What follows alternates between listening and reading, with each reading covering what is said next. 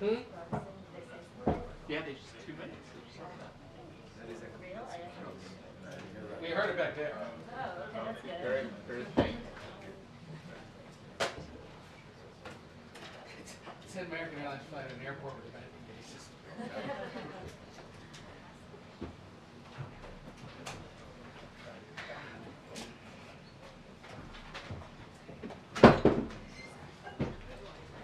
We need to break things, Keith.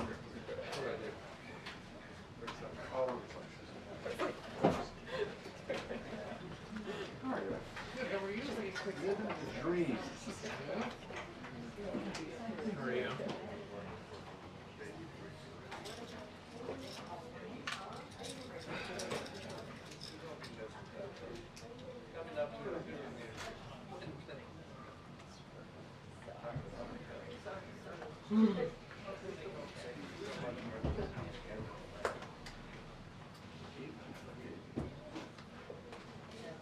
Oh, hello, Peter.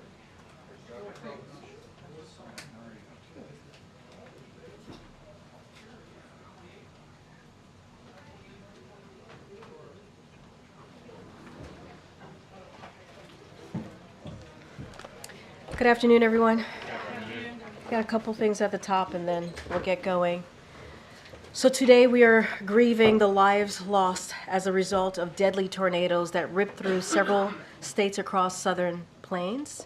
Our prayers are with the families that lost loved ones. We wish those who were injured a speedy recovery.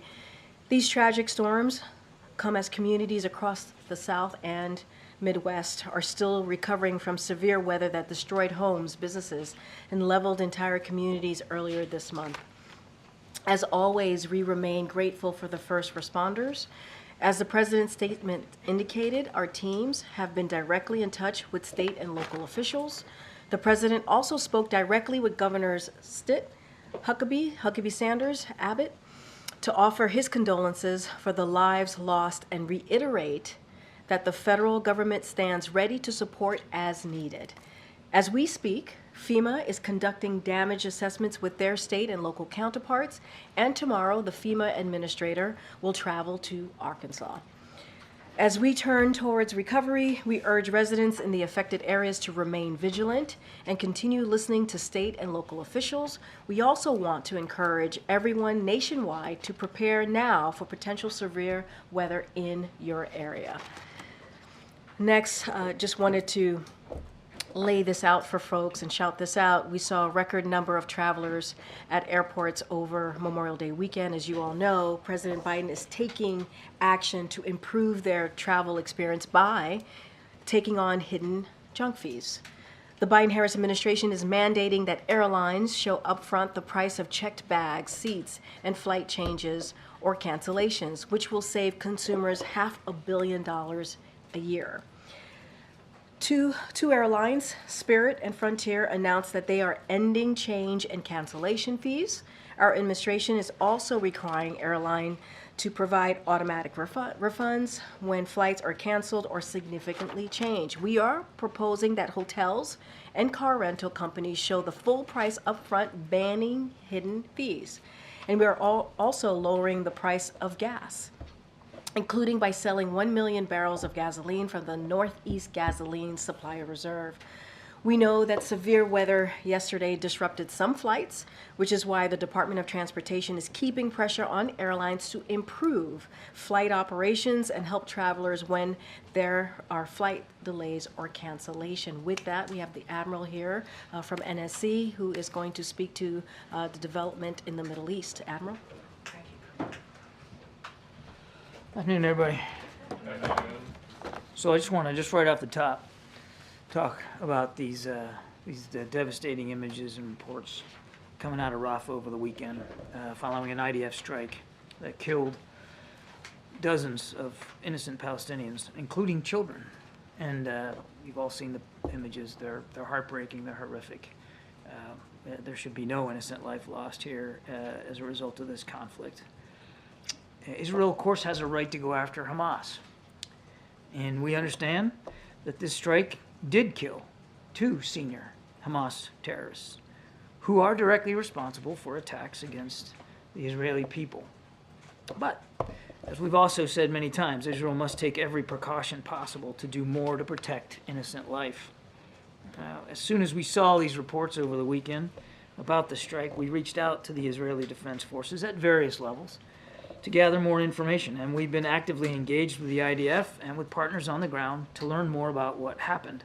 I'll note that the Israeli Defense Forces today released initial findings that point to the fire being caused by a secondary explosion, not the initial strike. I think this speaks very clearly to the challenge of military airstrikes in densely populated areas of Gaza, including Rafah, because of the risk of civilian casualties, which of course happened terribly in this case. A horrible loss of life. We're glad that the Israeli Defense Forces are doing a full investigation, which we believe is going to be very important to try to prevent future such mishaps. With that, I can take some questions.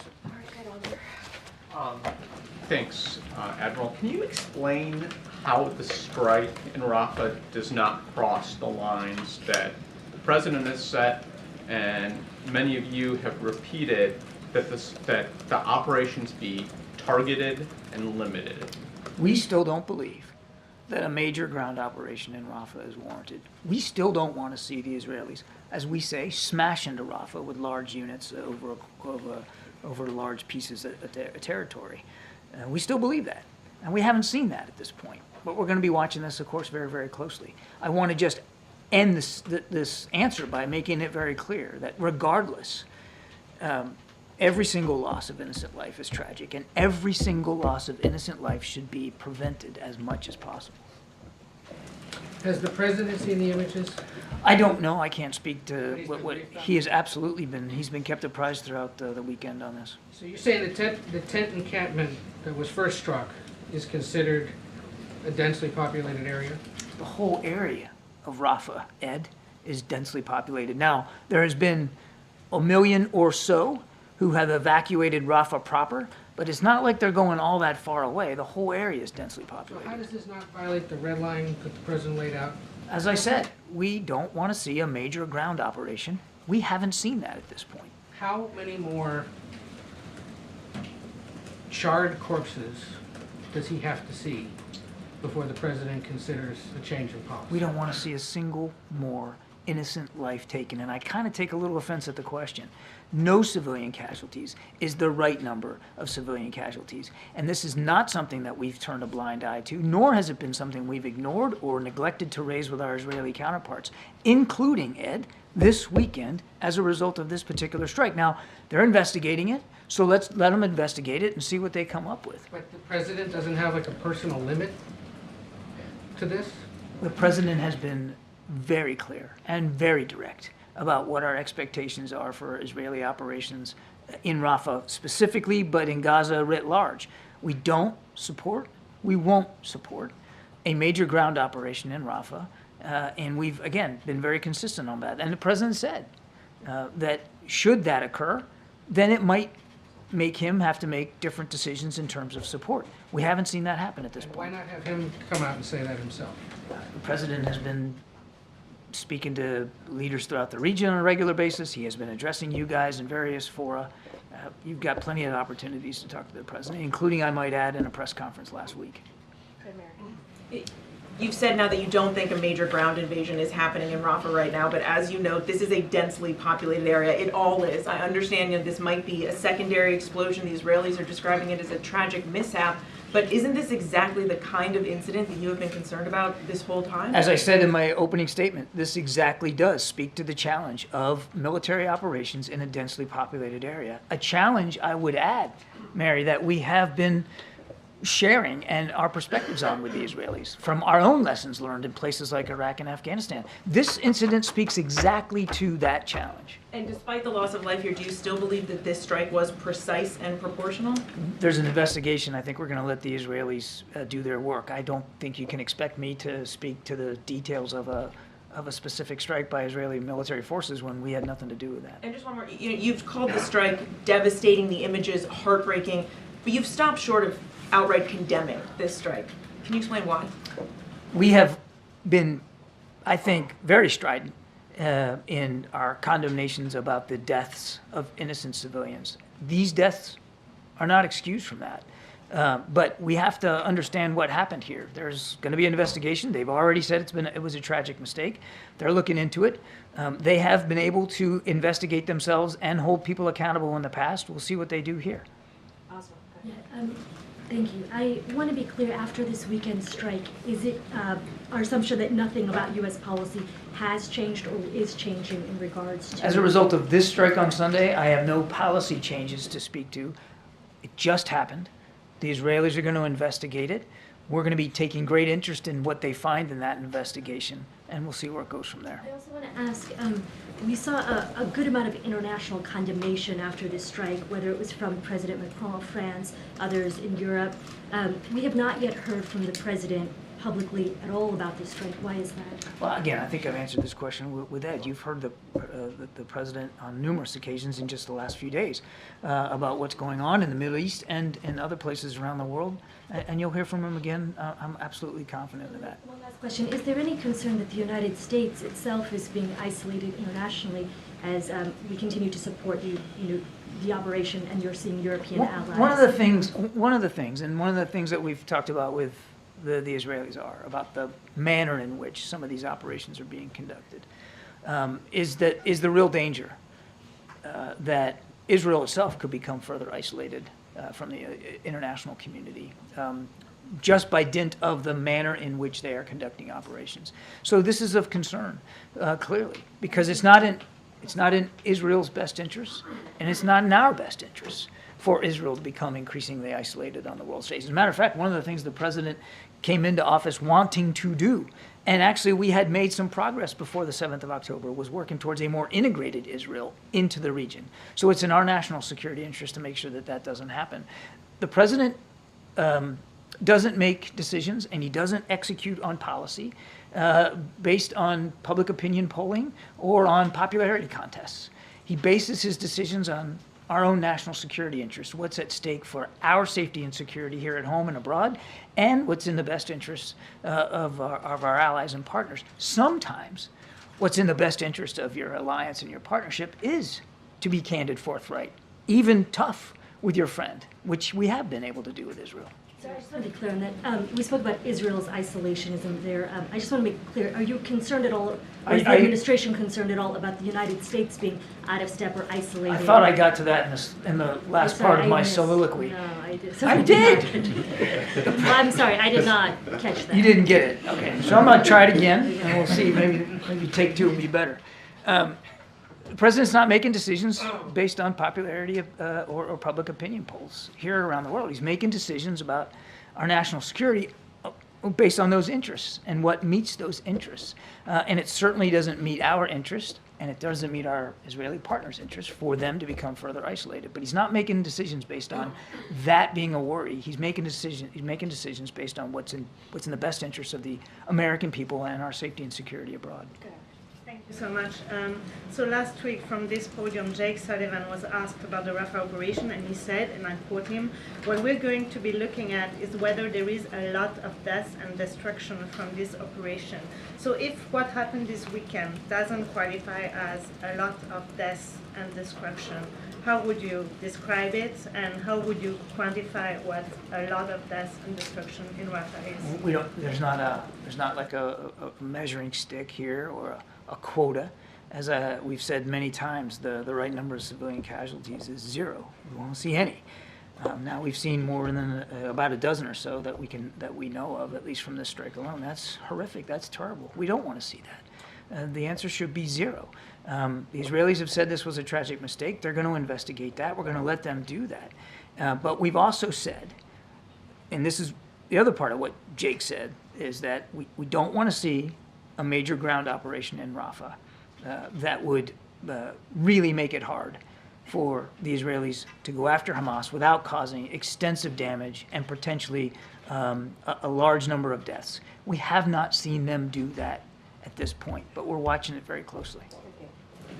Admiral, you've said repeatedly that the U.S. doesn't want to see a major ground operation in Rafah, but Israeli tanks just moved into central Rafah. How is that not a major military operation? Well, again, I don't want to talk about Israeli Defense Force operations, but my understanding is, and I believe the Israelis have spoken to this, that they are moving along something called the Philadelphia Corridor, which is on the outskirts of the town, not in the town proper. That's what the Israelis have said. We're not on the ground. Gabe, we're not there. I mean, you know, we don't have troops that can look at every single soldier and where they are. We're going based on what the Israelis are telling us and what they're saying publicly and what we're able to discern as best we can. As best we can, as you and I speak here today, we have not seen a major ground operation. And these tanks are moving along a corridor that they have told us previously that they would use on the outskirts of the town to try to put pressure on Hamas. NBC's crew in Gaza has described it as being central Rafah. If it were to be central Rafah, would that be considered a major A single operation? tank? A single No, not tank a with single a set dozen of or so tanks. guys? And I mean, we're talking about, you know, you're dragging me into a hypothetical, and I hate that, but one tank, one armored vehicle does not constitute a major ground operation. Now, I'm not saying that that's what's going on right now. What I'm telling you is what the Israelis have told us about what they're doing. They tell us on the outskirts. A major ground operation is, you know, thousands and thousands of troops moving in a maneuvered, concentrated, coordinated way against a variety of targets on the ground. The kinds of things we've seen, we've done ourselves. That's what we're talking about here. And then one last thing on a strike today, 21 people, at least 21 people killed in a strike that hit a tent encampment in southern Gaza today.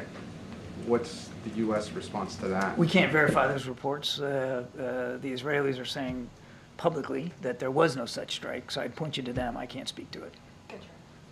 Thanks. And just want to make this very clear between what's happened on Sunday, what's happened in terms of the ongoing ground operations since. There's nothing that you have seen thus far that would prompt a U.S. withdrawal of more military assistance. I believe that's what I've been saying here. Okay, cool. And just want to get your reaction as well to the House Republicans asking for sanctions against the ICC or some of its officials. Is that something that the Biden administration is going to support? No, we don't believe that sanctions against the ICC is the right approach here.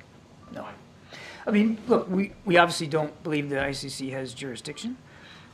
We certainly don't support these arrest warrants. We've said that before. We don't believe, though, that sanctioning the ICC is the answer. Thank you, Karine. Admiral, please help me to understand. You just said that basically there is no major operation that you have seen by the Israelis in Rafah. And you insisted that it has to be a viable plan to evacuate all civilians, and that was considered kind of red line, if you don't want to call it a red line. So explain to me how 1 million people who are forced to leave Rafah to no place that's considered a safe zone, with now only 400,000 left, how could it be that different from what you said, that we oppose the plan unless the Israelis give us really a viable way to make sure that these 1.5 million civilians are safe. So 1 million, they're not really safe, because we have seen yesterday, they have been attacked, they're burned to death, with kids have no heads, headless kids, you've seen the pictures. Yes, I have. And then now, the Israelis, basically, their plan is to let these people leave, but not voluntarily. These people are forced to leave. So how could be this any different from your insistence that it has to be a good plan, a viable plan, a practical plan to make sure that these people are going to a safe place? I didn't say that everything that's happening in Rafah right now is perfect or good. No, I'm not saying that at all. What you said before. You said before that it has to be a viable plan to evacuate 1.5 million people. Now we have 1 million completely in nowhere. Yeah, not all the 1.5 million are out of Rafah, right? There's still hundreds of thousands that are still in Rafah, that are still in danger. And we still have not seen a plan to take care of their safety and security, which is why nothing's changed about our view that we don't want to see a major ground operation in Rafah that puts those people at greater risk. I'm not really sure where you and I are on a different page here. I don't know if you answered my question, but it's Well, let's try it again. Go ahead. You said that the Israelis have to offer a viable plan to evacuate 1.5 million civilians, correct? You said that many times. We want to see a viable, credible plan for the safety and security. 1.5 million. 1 million already forced to leave into places that are not considered safe. You're only talking about 500,000. And this 500,000 over the next few weeks probably will be down to few Look, thousands. what happened on Sunday was terrible and tragic, and you're right. Question, please? You mind? Thank you. You're right. Not enough has been done for the safety and security of the innocent people trying to seek refuge in and around Rafah. I'm not pushing back on that at all. And I can't verify where everyone who left, where they went. I don't know if all of them went to a tent compound that was set up by the Israeli Defense Forces, or maybe they went someplace else. Obviously, it's still a dangerous place, which is why what happened on Sunday is so tragic. And we don't want to see it happen again, which is why we think it's important for the Israelis to investigate this fully, completely, and be transparent about it. And more importantly, to learn lessons from the investigation so that this can't happen again. Let's do our Question, best to please. One quick respect our question. colleagues here. Go ahead. Sure. Thanks.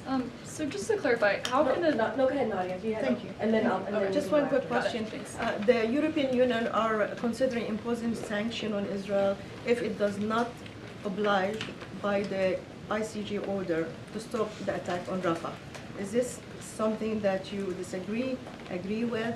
Do you think there is an isolation now, or there's a rift between you and the Europeans, the whole of EU, because they're the one who's wanting to... I'll let the Europeans speak to that. We have no plans for those kinds of sanctions to put in place based on the ICJ ruling, a ruling that we do not, that obviously we do not concur with, nor do we see that they have jurisdiction.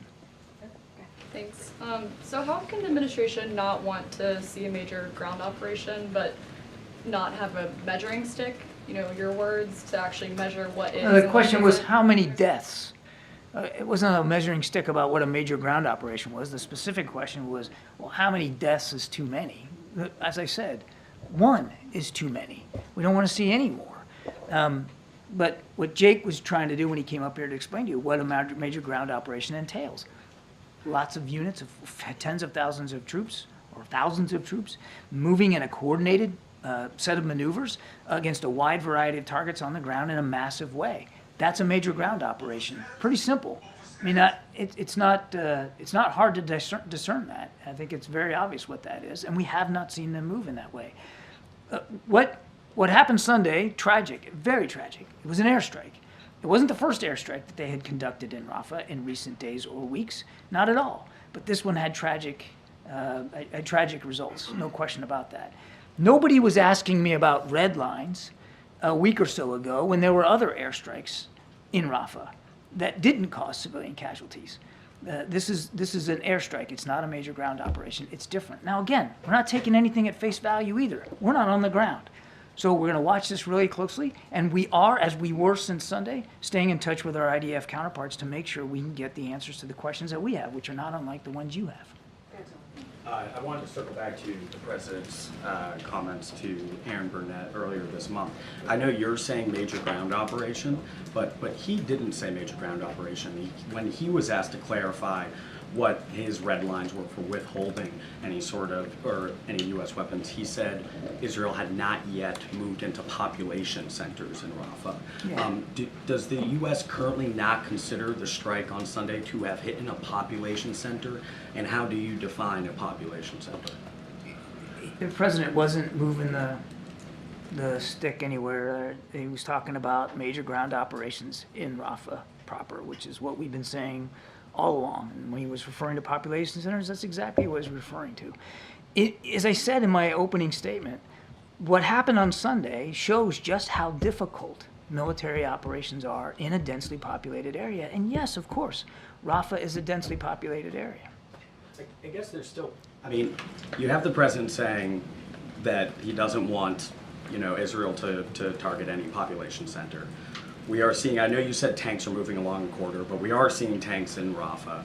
We've now seen strikes continue to kill civilians, including children. Yeah. Just for, an average American who's watching their taxpayer dollars go to this, can you explain to them how this isn't a major military operation? Or just maybe it would help to explain what is a major ground operation when it comes to the Biden administration. I thought I already did that, but I'm happy to do it again. Now, first of all, I am not the IDF spokesman, and this is not Tel Aviv.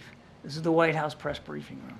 And I am not, today or any other day, going to take it upon myself to speak to Israeli military operations, the planning, the intent, and the tactics that they're using. You should be asking Admiral Hagari that question. He's the IDF spokesman, not me. What I will tell you is that what we have seen is essentially, so far, what the Israelis said they were going to do. They were going to close down the crossing to shut off the revenue to Hamas that comes across that crossing, at least for a while. And they were going to go after Hamas terrorists in as precise a way as possible, that they were not going to, quote unquote, smash into Rafah with a lot of ground forces. As you and I speak here today, that is still the case. We have not seen them smash into Rafah. We have not seen them go in with large units, large numbers of troops, in columns and formations, in some sort of coordinated maneuver against multiple targets on the ground. That is a major ground operation. We have not seen that. What we've seen is they have targeted tunnels.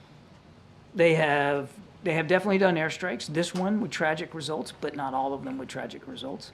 And yes, they are moving some armored vehicles along a corridor on the outskirts of Gaza, along a corridor, by the way, that they told us they were going to use. So everything we're seeing, and we can't see everything, but everything that we can see tells us that they are not moving in a major ground operation in population centers in the center of Rafah. But as I also said in my opening statement, we're going to watch this hour by hour, day by day, and we will stay in touch with our Israeli defense counterparts about what they're doing. There's been different numbers out there. Can you just clarify, does the U.S. have an accurate number of Palestinians that have fled Rafah, and how many displaced Palestinians are still in Rafah? And for the Palestinians that fled, just where are they? I mean, there's no safe place to go.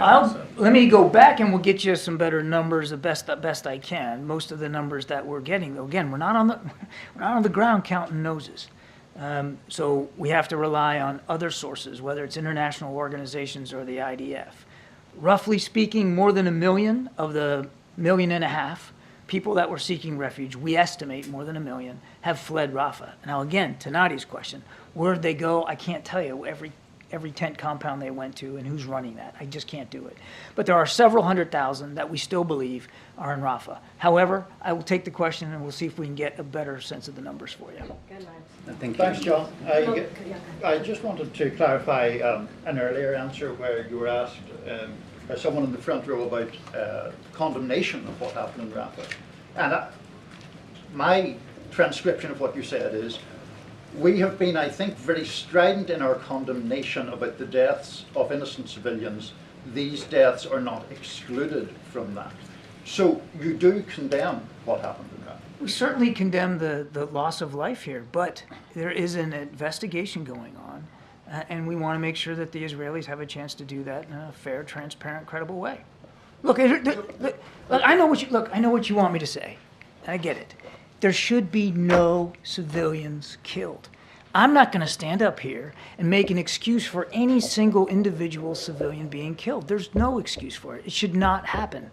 Now, it does happen in war. It happens sometimes deliberately, and sometimes it happens by tragic mistake. We will find out soon what was the case here on Sunday, and then we'll go from there. But no civilian casualty should be acceptable. And what is the administration going to do, whether it was a tragic mistake or deliberate? Well, let's see what the investigation says. So you're going to wait for the Israelis to investigate Let's themselves? see what the investigation comes up with. If we had done this, I think we would want the benefit of having the opportunity to investigate it and to figure out what happened. But it's not the same thing. We're giving them billions of dollars in weapons. We're giving them the kinds of capabilities they need to defend themselves. Maybe some people have forgotten what happened on the 7th of October, but we haven't. 1,200 Israelis, innocent Israelis, slaughtered, mutilated, raped, tortured. And they're living right next to that kind of threat. Still a viable threat in Rafah, by the way. If you think Hamas is just gone, they're not gone from Rafah or from Gaza. And if you think they've abandoned their genocidal intent towards the nation of Israel, think again, they haven't. So Israel has every right to not want to live next to that kind of threat. And yes, we're going to continue to provide them the capabilities to go after it. Thank you. Admiral, the administration has been leaning heavily in recent months into the IDF assessments, investigations into these attacks. But on at least 2 occasions last fall, the U.S. conducted its own investigations into a strike on the hospital, or at least gathered its own intelligence to support the claims that the Israelis were making. Why isn't the U.S. conducting its own investigations anymore, or gathering its own? We didn't conduct our own investigations. We had some intelligence assessments that we felt comfortable with, like the Al-Shifa hospital many months ago, that we could, that gave us a sense of our own individual assessment of what happened. Our intelligence community was able to give us that level of knowledge and awareness, but it's case by case. Sometimes it is, sometimes it's not. I don't know in the case of this. This just happened 2 days ago. So I don't know what we know about this that would give us some sort of independently verifiable context about what happened. We aren't on the ground. We aren't flying the aircraft. We're not choosing the targets. We're not providing the intelligence that leads to every target that the Israelis decide to hit. It is their operation, their troops involved, their capabilities, their pilots. They have the obligation to investigate this themselves, and they'll do that, and we will take a look at it and then see what it says. If we have some means independently of being able to verify some parts of the information ourselves, then I'm sure our intelligence community will do what they can to put that together for us. But it's not, you shouldn't expect that in every operation on any given day in Gaza that we're going to be able to just independently triangulate every single event and determine for ourselves what happened. And you've described at length what a major ground operation in the administration's eyes would look like. But for many months, there have been discussions behind the scenes about what the U.S. would like to see in terms of alternatives to that major ground operation. Were these strikes part of those alternatives? Some of the alternatives, I can't speak again to these particular strikes. What the Israelis have said was that they were going after Hamas operatives. And they have said that they killed Hamas operatives in a Hamas compound. Hamas itself put out a statement celebrating the martyrdom of 2 of their fighters in this strike on Sunday. So I don't know how anybody could dispute that they weren't trying to go after Hamas in a targeted, precise way in this regard. As a matter of fact, wait, just a second. Matter of fact, the Israelis have said they used 37-pound bombs, precision-guided munitions. 37-pound bomb is not a big bomb. And it is exactly the kind of munition, if in fact that's what they used. I'm not verifying it, just saying that's what they said. If it is in fact what they used, it is certainly indicative of an effort to be discreet and targeted and precise. Now, obviously, this had tragic results. And obviously that needs to be investigated, and we need to know why, even using small diameter precision-guided munitions, this was able to happen. But we'll have to let the Israelis get to the bottom of that. Evacuate the area where the strike took place if it was intended to be precise. Again, you're asking me for information about their targeting and decisions that I can't answer. All I can do is point you to what they have said, which was they were going after a Hamas compound. And that it's, as a result of that strike, in some form or fashion, they say there were some secondary explosions that led to this fire, that led to these deaths. I just physically can't connect those dots for you since we weren't involved in that operation. It's important to let them investigate it. I have questions on different topics, but one quick follow-up on Rafah. Is there a feeling here at the White House that Prime Minister Netanyahu's policies put President Biden in more and more difficult position? And you also. Me? I'm perfectly comfortable. I'm fine. Thank you. No, I mean, the president takes the weight of these decisions very seriously. He takes his obligation to Israel very seriously. And the responsibility that the United States has to help Israel defend itself against a truly genocidal threat. You want to talk about, you want to throw that word genocide around? Then read the Hamas manifesto. That's there. He also takes very seriously our obligations to make sure that innocent Palestinians don't suffer anymore from a war they didn't start, and they're not responsible for this. Mr. Sinwar started this war. And no other nation, no other leader is doing more than President Biden is to get humanitarian assistance in, to try to get a hostage deal in place, to try to find a way to end the conflict. President Biden is leading on all those scores.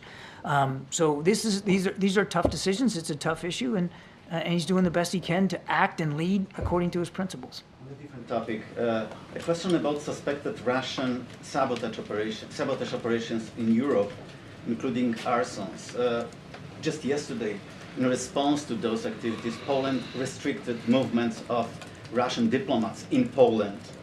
So what's going on there? And what's your reaction? And are you tracking any similar activities, Russian activities, here in the US? Talk about like election interference, sabotage, that kind of thing? Yeah, we're watching this with great concern. I wish I could say that it wasn't part of the Russian playbook, but it is. And you don't have to look too far in the distant past to see that. So we're working hard with our European counterparts to do everything we can to build resilience, not just for ourselves here at home, but for them overseas. Can I ask a question about the talk the President had with the President of Mexico a month ago? They committed to new actions on the border. I'm wondering if you've seen an impact with that and whether you expect the election and the ultimate transition period to have an impact on that. In other words, a month ago they pledged immediate action to crack down on the border. Have you seen anything from that? We have seen. I owe you a better answer. I admittedly don't have the data in front of me, but we have seen decreases of the numbers of people arriving at the border. The Mexicans have stepped up to stem the flow along some of those routes, particularly rail and road routes. And they have also done quite a bit to work with us on cracking down on these criminal gangs that are actually leading these efforts. So I'll get you a better answer, but yes, we have seen a difference. Do you expect that policy to continue past the election that's upcoming here on Sunday? We have every hope and expectation that it will. I mean, I'll let the Mexican people speak to their democracy and how and who they want to govern them. But I'll just put it this way, we certainly have no expectation that Mexican cooperation and support is going to diminish. Thank you so much, John. Russia's foreign minister has said that they're considering removing the Taliban from the list of banned organizations, which raises the possibility of Moscow recognizing the Taliban as legitimate. How does the U.S. feel about this move, and what message could it send to American rivals such as Iran or China? I think it sends a horrible message. The Taliban have not met any of the commitments they said they were going to meet when they took over. And that not just the way they're treating women and girls, the way they're managing their own economy, the way they're taking care of their own people. And we are in no position, nor will we be, to recognize the Taliban as the official governance of Afghanistan. And for Russia to do so, we believe that would send a bad message to others. I don't want to get into hypotheticals at this point, but it's an ill-advised course of action. And then China today urged Israel to comply with the ICJ ruling. They're, of course, a fellow member of the Security Council. This can be overturned by the Security Council, but how does the U.S. feel about China taking this step of basically interfering? Not surprised. Not surprised. Not going to change our approach. Thank you. Thank you so much. One question on Rafah, just sort of following up on some of the previous questions. You've been very consistent today talking about major ground operation. In the past, you and other administration officials have used the term major ground operation, but you've also used the term major military operation. I'm wondering if what is happening in Rafah right now would be considered a major military operation, which the White House said it opposed previously. We do not consider this a major military or a major ground operation at this point, but again, we're watching it very closely. Additional airstrikes constitute a major military operation? It would have to depend on what the size and scale and scope what we've seen so far. And again, this one had tragic consequences, but it was in the use of munitions that they said they used and in the targets they were going after, not unlike and not out of character of the other airstrikes they have participated in Rafah in recent days and weeks. So it wasn't out of that scope. Obviously, it had a different outcome here, which is incredibly tragic. But it wasn't of a different sort or different character than what we've seen them do. Separate question. There was a readout of the call between President Biden and President Sisi on Friday. The call said that there would be a major delegation going to talk about opening up the Rafah crossing. Can you give us a sense of who's in the delegation, when they're going to be going over it, if they're going to be happening this week, and what the agenda might be for that? I'll take the question. We'll get it back to you. I don't have that for you. Sure. Can you say whether or not in the setbacks of the temporary pier, or is the U.S. going to increase airdrops for aid? Is there a mechanism to kind of make up for what's not getting into Gaza because of the pier being out of service? You'd have to ask the Pentagon. I'm not aware that there's going to be any increase in airdrops to supplement the problems that we've had with weather on the temporary pier. But the Pentagon would know more than I would. More broadly, does the president still believe that the temporary pier is a viable platform to get aid into Gaza, given? Absolutely. As a supplement, okay? It was never intended to supplant what you can do on the ground through trucks and getting those crossings open. We said that from the get-go. We also said it's going to be tough.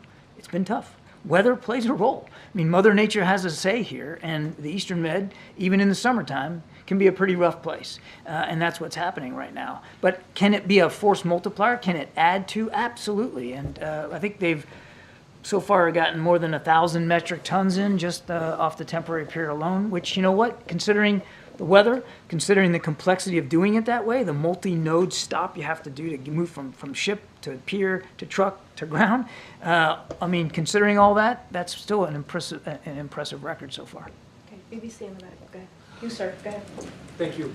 John, what would the consequence be if there were an American strike on a legitimate terrorist target that ended resulting with 45 civilian deaths and some 200 others injured? What would that look like as an American response? I can't answer a hypothetical like that, but we have conducted airstrikes in places like Iraq and Afghanistan, where tragically we caused civilian casualties. We did the same thing. We owned up to it, we investigated it, and we tried to make changes to the way, we tried to learn from it, to make changes so that those set of mistakes wouldn't happen again, including as we pulled out of Afghanistan, where we did take we conducted an airstrike which tragically killed a father and some of his kids. We atoned for it, we learned from it, and we put in place procedures to try to prevent that from happening again, and that's what our expectations would be in this case. All right. Karen, you got a last question? Okay, sorry. Last question. Ukraine's President Zelensky had recently said that the ability to use Western-provided weapons to strike military targets inside Russia is essential for their success. He says he's appealed to senior U.S. officials to allow Ukraine to do this. Is the president considering this request? And if yes, what is he looking at right now? We're aware of the interest that President Zelensky has expressed in this regard. I would tell you that there's no change to our policy at this point. We don't encourage or enable the use of U.S.-supplied weapons to strike inside Russia. I would note that the Ukrainians have, in the past, defeated imminent air attacks, such as some of the ones that have occurred in the last few days on their own since the war began. And we will continue to talk to them nearly every day about what they need. And I think I'd leave it at that. Thank you so much. Thank you. One more, Admiral. Take a few more. Would you take a few more, please? Thank you, guys. Thanks, Admiral. Appreciate it. Okay. Go ahead, Omar. I just had a couple of scheduling questions. Yeah, you mentioned sure. the FEMA administrators going to Arkansas. How about the president? Will he be visiting any of these states that are impacted? I don't have anything to preview on the president's schedule at this time. Obviously, you heard me lay out what FEMA has been able to do and how we are there for the states that have been impacted by this horrible storm. FEMA is on the ground. They're assessing what's needed.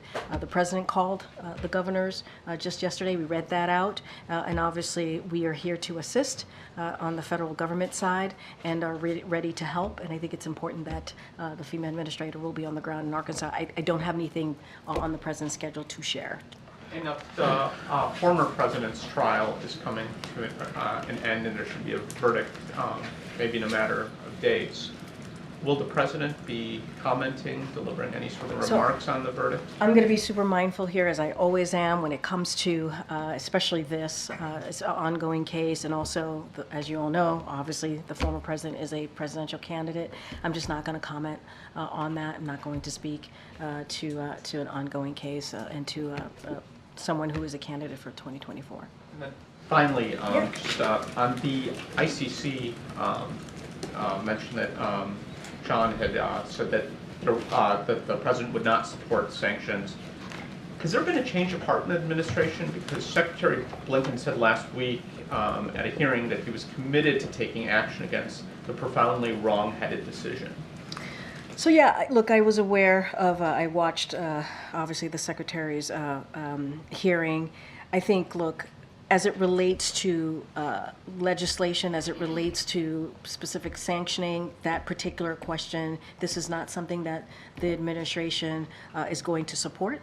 And we've been also very clear that the president, and I'll reiterate what the president said. He said this just last week, right before an event that was happening right in the Rose Garden, that we fundamentally reject the ICC's prosecutors' application for arrest warrants against Israeli leaders and sanctions on the ICC. However, we do not believe is an effective or an appropriate path forward, appropriate tool to address what our concerns, the United States concerns, are on the ICC. So we're going to work with Congress on other options. We're talking about specifically, obviously, sanctions, but on other options to address the overreach that we see by the ICC to apply for warrants against Israel officials. So we're going to have that conversation, continue to have a conversation with Congress, but when it comes to sanctioning the ICC, that is something that we do not support. What are the other options? We're going to have those conversations. I'm not going to preview those conversations for you, but Congress, obviously, we're going to work with Congress on this. Do you have any update on the president's meeting today with Governor Moore and other officials on the rebuilding of Key Bridge? Any updates on estimate of cost? Or So we'll have more to share later today. I don't have anything for you at this time. As you just stated, Governor Moore is here, and we'll have a moment with the president. I just don't have anything specific on at this time. But I would say more broadly, as you know, when the bridge collapsed, we were certainly engaged with the governor and local officials within hours, trying to assess and be there for the people of Baltimore, for the people of Maryland more broadly, on what we can do to get things moving, get that bridge going. As you know, Secretary Buttigieg was here, and right before he came out here that time, he announced tens of millions of dollars that we were providing, in emergency funds to get that going. We will have more to share, and we want to do everything that we can to get the bridge up, to get things moving, obviously in that area, and it is important that we get that done for the people of Baltimore and for folks in Maryland. But I just don't have anything specifics to share at this time, but we certainly will have more. Go ahead. Thanks, Karine. The NATO Secretary General said late last week that he thinks Ukraine's allies, including the United States, should consider lifting restrictions on using weapons on targets inside of Russia. I just heard what Kirby said about that general issue, but is there a reason why the president's view is different from that of the NATO Secretary General and the president of Ukraine? So look, I mean, we've been very clear. You heard from John Kirby, you've heard from our National Security Advisor on our position on using that military assistance inside of that's something we want to see, or something we would obviously recommend doing. But we also believe it is important that Ukraine has everything that it needs to defend itself, which is why the National Security Supplemental that was passed, that was incredibly important for the brave people of Ukraine to continue to defend their democracy. We want to see that continue, and we are very appreciative of NATO and our NATO allies and the more than 50 countries that this president has been able to bring together and support Ukraine in their fight for their own sovereign territory. I just don't have anything beyond that. We do not want this to escalate. in any form, but we do believe that Ukraine needs to have everything that they need to defend themselves, and that's been our position.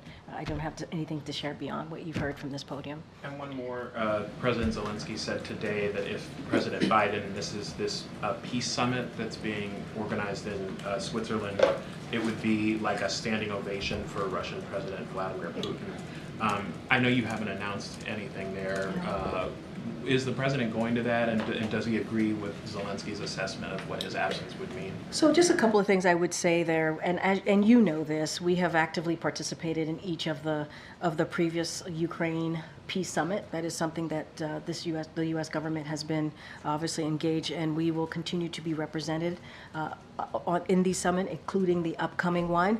Although I don't have anything to share with you today on anything specific, but we've had active participation. That is something that we have been engaged in as it relates to the summit. It's important we continue to support Ukraine's effort. You just heard me lay out why we believe it's important to continue to make sure they have all the capabilities that they need to defend themselves, but also to secure a just and lasting peace. But we also must make sure that they have what they need to defend themselves, as I've said multiple times already. And you saw what's happened in Kharkiv this weekend. Certainly that is not important to note. 24 people were killed. And it was just horrific. And so this is why we need to continue to offer that assistance. We're surging assistance. On Friday, we just announced another package to Ukraine. That's how quickly we're trying to get that assistance out there. And this war, and we all know this, and we heard Jake say this, you heard the Admiral say this war could end tomorrow if Putin would just end the war, end his aggression against the people of Ukraine. And so that's how we see it. I'm glad that we are all glad that Congress passed the President National Security Supplemental, and we're going to continue to do everything that we can to get that assistance out there. Okay. Thank you. This is your only scheduled televised briefing this week, right? Oh, are you disappointed? Yes. Should we? I'm sorry about that. When might we get a briefing then on the trip next week? You know. I have to take a look at next week. I do not. Off the top of my head, I don't know what next week looks like, but obviously, I know France D-Day, but I'm just talking about the beginning of the week before we head out to France for D-Day anniversary and critical, important anniversary. Obviously, we will continue our drumbeat of having someone from NSC here ahead of the trip to take some of your questions. But you are correct, this is the only televised briefing of the week. Given that, and given something is scheduled to begin on Monday, I'm curious, how does the president plan to monitor the federal trial of his son, which is set to begin on Monday? Look, I don't have obviously anything specific to share about that. I'm always very mindful on speaking to that. I will say what I have said many times before. The president and the first lady, they love their son. They are proud of how their son has been able to get back on his feet and continue his progress, and they will continue to support him. Outside of that, I don't have anything to share. You don't know if he's planning to try to attend in person at all? I don't have anything to share. As you just stated, next week is also incredibly important foreign policy travel, where we are going to obviously be in France for the anniversary of D-Day.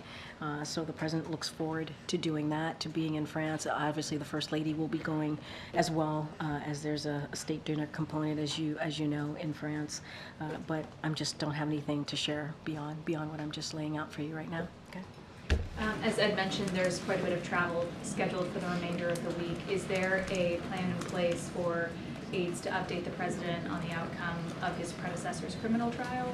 Is he going to be watching any? The president is, I mean, this is truly, the president is focused on what's in front of him right now, which is dealing with, dealing with what's important for the American people, whether it's national security efforts or domestic policy, and that's the president's focus. I don't have anything to read out on the president's plan on watching a trial. That is just not something that he's focused on. He's focused on the American people, and that's what he's been focused on 3.5. Look, I'm not going to speak to a presidential candidate. Obviously, the former president is a candidate in 2024. I do not speak on trials. It's not something that I do from here, an ongoing trial, ongoing proceedings, legal proceedings. I don't have a comment on that at this time. Okay. Thank you, Karine. Are you guys here at the White House in full-blown freak-out mode? What are you talking about? What are you talking about? There's a Politico Peter? story. It sounds like Democrats outside, the quote is, Biden stubbornly poor polling, and the stakes of the election are creating the freakout. So, again, I'm going to be mindful. I'm not going to comment on 2024 election. I will say this. The president has never forgotten where he came from, who he is. He understands what the American people are going through as they're sitting around the kitchen table. You hear the president talk about his time growing up, where he watched his family having to sit around the kitchen table, making incredibly difficult decisions. And the president has always said he's going to fight for communities that have been forgotten. And you see that in the policies, economic policies that he's put forward. He's going to continue to fight for the middle class. He's going to continue to fight in every way that he can. You heard me at the beginning talk about junk fees, incredibly important. And he's going to continue to fight and to make sure that corporation greed doesn't continue to take hold. That is something that he's been very clear about, while Republicans are doing the opposite. They put out a policy where they want to give a big tax break to the wealthiest among us, billionaires and corporations. That's not what the president wants to do. On another topic, why did President Biden have a private meeting with a witness who plans to testify in court against his son? Can you say more? Hallie Biden is a key government witness who allegedly disposed of a gun that Hunter is accused of buying illegally. President Biden was at her house this week. I think the American people should also be told the full breadth of this, not just a part of this question here. As you all know, the president actually spoke to this yesterday during his memorial, I think impactful, powerful Memorial Day address, where he talked about the passing, the anniversary, the 9th anniversary of the passing of his son. And he visited her as that anniversary is approaching. He visited her days before the anniversary of the passing of his son. And she is family. She was married, obviously, to his late son. And I think that is something also to mention as you're asking your question to me. So they did not talk about her testimony? This was not about that. This was about literally the 9th anniversary of the passing of his son. That is upcoming in days. Peter. We learned today there's going to be a book coming out this summer by London Roberts. According to the press release, the book is about protecting the long unacknowledged grandchild of the sitting president of the United States. Do you know if President Biden has met that grandchild yet? I don't have anything to share. Go ahead, Mary. Thank you. On Georgia, today the ruling party in Georgia overrode President Zurabishvili's veto to so-called Foreign Influence Act, Foreign Influence Bill. What's your reaction to this, and what's President Biden's message to Georgians who want to be aligned with the West, not with Russia? So we talked about this a little bit last week when we saw the protesters, thousands of Georgians protesting. And so I will say this: we are disappointed to see the Georgian parliament override the Georgian president's veto of the anti-democratic foreign agents bill. Although the vote was not unexpected, as I just mentioned, we've all seen the tens of thousands Georgian protesting this bill just last week, which are some of the largest protests in Georgia's history. And we know that many Georgians made their opposition very clear. This legislation will require civil society organizations to register as agents of foreign government, simply for accepting 20% of their funding from a board. Civil society organizations play a vital role in preserving democracies, and creating this burden undermines their ability to do so. Stifling civil society is what authoritarian governments do, and it is a tool to quell dissent and silent tactics. It is not what democracies do. So we are disappointed to see what has occurred. Are there sanctions coming? I don't have anything to speak to on that at this time. I would refer you, obviously, to the State Department. Just last week made some announcements, so I would refer you to the State Department. Yes, sir. Two questions. So one, do you have any updates on the missionaries who were killed in Haiti? You know, whether or not we'll be able to get their bodies back to... It's a great question. I don't have any updates for you at this time. I'm happy to go back to the team and get some answers. And then obviously the Chiefs are coming on Friday. Their last celebration was disrupted by a shooting. Does the president plan on using this moment to talk about gun violence, particularly since we haven't seen any kind of legislative movement either at the federal level or even at the state level? Well, I mean, look, let's take a full look of what we. Well, since the shooting, okay, I'm glad you made that point because this president has taken more executive actions than any modern day president, more than 24 executive action on gun violence, on trying to prevent this epidemic that we see across our country. As you know, there was a bipartisan bill that was passed about 2 years ago now, or going to be 2 years ago. And so the president has been incredibly active on this. And since the shooting, he did create an office of gun violence prevention, which is the first historic office to happen. Obviously, the vice president is the head of that, but it has taken on the different executive actions that we have been able to get through, also components of the law that was passed in a bipartisan way to move some of those actions forward a lot quicker and offer, obviously, assistance on the ground. So, look, the president takes every moment that he can when there's an opportunity to speak on gun violence prevention and to call on Congress to take more action. I'm not going to get ahead of the event, as you just stated, with the Kansas City Chiefs on Friday. So we will certainly have more to share as we get closer to that day. Taylor Swift might be coming. That's a good question. I think the Swifties behind these double doors are hoping that that Taylor Swift makes an appearance. I don't have anything for you. I don't know. I can't speak to her schedule, but I know there's a lot of interest in this building, on this campus. Go ahead, Josh. Can you give us the president's latest thinking on the border EO and what actions he plans to take? You've taken smaller, targeted actions in the past few weeks. Yeah.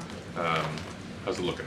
So look, you're right. The president has taken some actions, not just the past 2 weeks, but over the last 3 years to deal with what we're seeing at the border, a decades long issue with a broken system at the border. As you know, just last week, that legislation, that bipartisan legislation that we believed if the president had an opportunity to sign that legislation would have been the toughest, the fairest piece of legislation that we have seen to deal with the border in some time. And so it failed because Republicans, by their own admission, are putting electoral politics ahead of the American people. And there were things in that legislation that would have made a difference.